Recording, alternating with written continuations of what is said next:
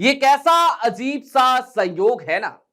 एक तरफ बिहार की विधानसभा में तेजस्वी यादव जब एसआईआर को लेकर चुनाव आयोग को घेर रहे थे और आंकड़े दे रहे थे, उसी वक्त पर नीतीश कुमार नाराज हो जाते हैं, विधानसभा में खड़े हो जाते हैं और तेजस्वी और उनके बीच में तीखी नोकझोंक होती है। लेकिन दूसरी तरफ नीतीश के करीबी सांसद गिरधारी यादव दिल्ली में एक न्यूज एजेंसी को एक ऐसा बयान देते हैं जिसके बाद लोग कहने लगते हैं कि देखिए ना, एनडीए जब चुनाव आयोग के साथ खड़ा नजर आ रहा है, तब नीतीश कुमार की पार्टी के सांसद सच बोलने का जोखिम उठा रहे हैं। कौन है वो सांसद? नीतीश के करीबी सांसद। और क्या कह दिया उन्होंने जिसके बाद एक नया सियासी हंगामा मच गया है? सारी बातें जरा तफसील से करेंगे। नमस्कार, मैं स्वप्निल और आप न्यूज स्ट्रीट देख रहे हैं। दोस्तों, एसआईआर बिहार में, और जब से एसआईआर चल रहा है तब से उसके लूपहोल्स पे काफी सारी बातें हो रही हैं। लगातार नए नए सबूत, नए नए एविडेंस सामने आ रहे हैं। चुनाव आयोग हर बार उसका फैक्ट चेक कर रहा है और उसके फैक्ट चेक का भी जब फैक्ट चेक किया जाता है तो पता चलता है कि आयोग तो बेशर्मी के साथ झूठ बोलने पर उतारू है। और इन्हीं सब के बीच बिहार में विधानसभा की शुरुआत हुई, मानसून सत्र की शुरुआत हुई। हालांकि बिहार की विधानसभा का मानसून सत्र हो या फिर की सदन की, संसद के मानसून सत्र का, दोनों जगह स्थितियां कमोबेश एक जैसी ही हैं। दोनों जगह विपक्ष की जबान पर बिहार में चल रहे एसआईआर का मुद्दा जेरे बहस है। बिहार में एसआईआर हो या फिर की पहलगाम और ऑपरेशन सिंदूर, इन सब पे सवाल पूछे जा रहे हैं। इसी बीच में आज तेजस्वी यादव ने बिहार की विधानसभा में आंकड़े रखने शुरू किए तो नीतीश कुमार को गुस्सा आ गया। और गुस्सा आया तो बताने लगे कि भाई देखो, तुम तो बहुत बच्चे थे, क्या था 20 साल पहले, 2006 में जब हम आए हैं तब ना हमने सब कुछ किया है। तुमने महिलाओं को कुछ दिया था, तुम्हारे पिताजी 7 साल मंत्री रहे, तुम्हारी माताजी मंत्री रहे, ये नीतीश कुमार की भाषा है। तुम मुख्यमंत्री रहे, यही कहा नीतीश कुमार। अब जरा सोचिए, तेजस्वी बात एसआईआर की कर रहे हैं, चुनाव आयोग को घेर रहे हैं और नीतीश कुमार ना जाने कहां से कहां जाकर बातें करने लगे। लेकिन इन्हीं सबके बीच एक बयान आया। अपनी स्क्रीन पर एक खबर देखिए, दैनिक जागरण की ये खबर है और ये खबर आपको बता रही है कि एसआईआर के खिलाफ नीतीश के सांसद का फूटा गुस्सा, कहा सच्चाई ही ना कह पाया तो क्यों बना एमपी। सांसद महोदय का नाम है गिरधारी यादव और गिरधारी यादव नीतीश कुमार के करीबी नेताओं में से एक माने जाते हैं। गिरधारी यादव बिहार के बांका से सांसद हैं और गिरधारी यादव ने क्या कहा, जरा अब वो अक्षरशः जान लीजिए। उन्होंने अपनी पार्टी लाइन के खिलाफ बयान देते हुए कहा, चुनाव आयोग को व्यवहारिक ज्ञान नहीं है, उसे ना तो बिहार का इतिहास पता है और ना ही भूगोल।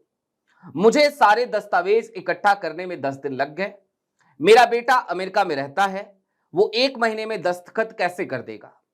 ये एसआईआर हम पर जबरदस्ती थोपा गया है, इसके लिए कम से कम 6 महीने का समय दिया जाना चाहिए था। इसके बाद एएनआई ने का जो पत्रकार था उसने उनसे पूछा कि भाई आपकी पार्टी तो कुछ और कह रही है, तो उन्होंने आगे क्या कहा, मैं अपनी निजी राय दे रहा हूं, पार्टी क्या कह रही है इससे कोई फर्क नहीं पड़ता, यह सच है।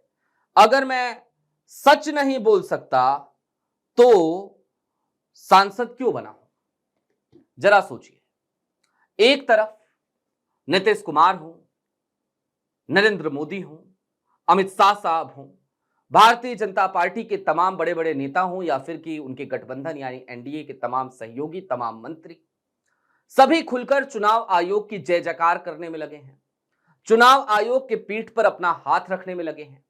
लेकिन उसी बीच में कम से कम एक सांसद ऐसा जरूर है जिस सांसद ने सीधे तौर पर चुनाव आयोग पर सवालिया निशान खड़े कर दिए, कह दिया, बता दिया कि जो हो रहा है गलत हो रहा है। ये जो चुनाव आयोग है ये बिहार के भूगोल को नहीं जानता, बिहार के इतिहास को नहीं जानता, बिहार के बारे में कुछ नहीं जानता, प्रैक्टिकल नहीं है, व्यवहारिक ज्ञान नहीं है इसके पास। और फिर उन्होंने कहा मेरा बेटा अमेरिका में रहता है, 1 महीने के अंदर कैसे दस्तखत कर देगा?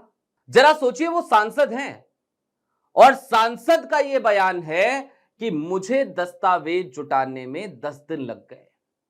अगर एक सांसद को, जो कि सक्षम है, यदि वो सांसद है तो जाहिर सी बात है वो सक्षम है, उसके पास संसाधन है, रिसोर्सेज है, उसके पास रहने के लिए अच्छा घर है, चीजों को वो संभाल के रखता है, तो उसे 10 दिन लग गए। फिर जरा सोचिए उन कच्चे मकानों में रहने वाले बिहार के लोगों के बारे में। जरा सोचिए जिन लोगों के पास साधन नहीं है, संसाधन नहीं है, उन लोगों के बारे में। जरा सोचिए जिनके पास कागज पूरे तरीके से नहीं है, उनके बारे में।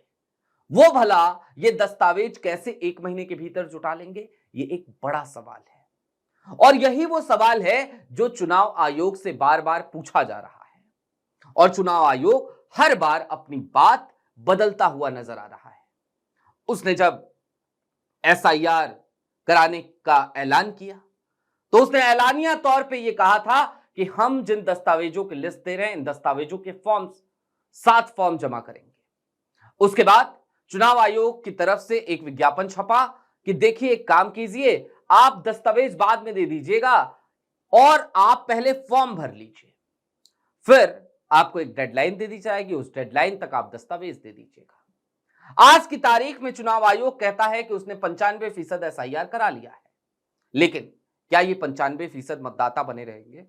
ये एक बड़ा सवाल है और ऐसा इसलिए भी क्योंकि चुनाव आयोग द्वारा दी गई डेडलाइन तक क्या वो तमाम मतदाता अपने वो दस्तावेज सबमिट कर पाएंगे? सुप्रीम कोर्ट में कल चुनाव आयोग ने एफिडेविट लगा दिया और कहा कि हम आधार को, राशन कार्ड को, इन सब चीजों को, वोटर आईडी को, इन सब चीजों को शामिल नहीं करेंगे एसआईआर प्रणाली में, इनको नहीं मानेंगे। जबकि सुप्रीम कोर्ट ने पिछली सुनवाई में सुझाव दिया था और उस समय भी हमने कहा था कि देखिए खेल हुआ है। तमाम लोग क्या कह रहे थे? लोग ये कह रहे थे, तालियां बजा रहे थे कि सुप्रीम कोर्ट ने कह दिया अब चुनाव आयोग आधार कार्ड शामिल करेगा, अब चुनाव आयोग राशन कार्ड शामिल करेगा, अब चुनाव आयोग शामिल करेगा वोटर आईडी को। उस वक्त पे भी हमने कहा था कि खेल उल्टा चल रहा है, खेल उल्टा हो गया है, क्योंकि सुप्रीम कोर्ट ने सिर्फ सुझाव दिया था, आदेश नहीं दिया था, डायरेक्ट नहीं किया था, कोई डायरेक्शन नहीं दी थी। और आज की तारीख में अब उसी दिशा में चुनाव आयोग बढ़ता हुआ नजर आ रहा है। लेकिन हां, नीतीश कुमार की पार्टी का सांसद ये इस तरीके से चुनाव आयोग को घेर रहा है तो फिर समझना चाहिए कि ये बड़ी फजीहत की बात है और चुनाव आयोग की तरफ से चल रहे एसआईआर में कुछ ना कुछ काला नहीं है, बल्कि ऐसा लगता है पूरी की पूरी दाल ही काली है। बहरहाल अभी के लिए दीजिए इजाजत। ऐसे ही तमाम अपडेट्स, तमाम डेवलपमेंट्स के लिए जुड़े रहिए न्यूज स्ट्रीट के साथ। शुक्रिया।